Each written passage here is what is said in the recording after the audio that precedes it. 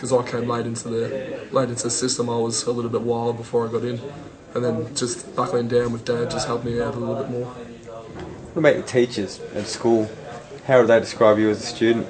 As a student, I get along with all my teachers well. Like, ask any teacher, they'll know me, they'll know that I'm always in a good mood, always cheerful, always making a joke. But then I know when it's time to get serious and I wouldn't make a joke going into an exam or something, I'd sit down and, yeah. So Maxie, you know where the line is?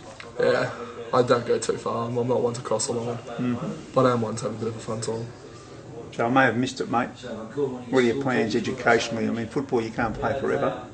Yeah, can't play forever footy, but if I get that good of an enter score, I'd love to be a physio or a dietitian or something. So there is something a bit high, not knocking phys headers, but you are fairly ambitious. Yeah, there is something a little bit higher, but if I go a little bit lower, there's PE teacher.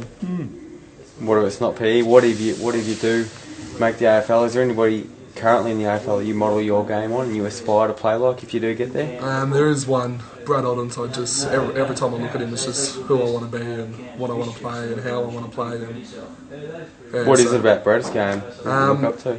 On field, it's a lot about his ruck work and how he's more of a ruckman who goes forward rather than a forward who plays on the ruck.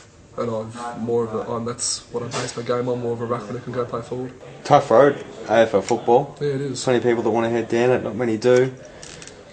How can you head down it? What separates you from the rest of the pack? Well, good question. I've never been a good person off field. Like, obviously, I've been trying to learn heaps from forever, and I've never been a good person with recovery and preparation and stuff like that. But it's just on my willing to learn, and I'll listen to anyone. I'm a man who loves listening to coaches and loves listening to tips, and I reckon I've just got so much to learn. And what you say there is also a risk. How can you guarantee, not guarantee, because guarantee is a pretty hard word, how can you make people at AFL clubs feel confident that you will do the right things on and off the ground? Well, I think the confidence comes is since obviously the halfway through under 17s, I've changed my whole life pretty much, changed it more to eating right and changed it more to footy bias rather than friends and social life and school. And obviously schools came back, but I reckon just since the start of last year, which gives me a year and a half, I've been pretty good with my diets, and I've only had about a month where I just lost it a bit. It was just after the knee.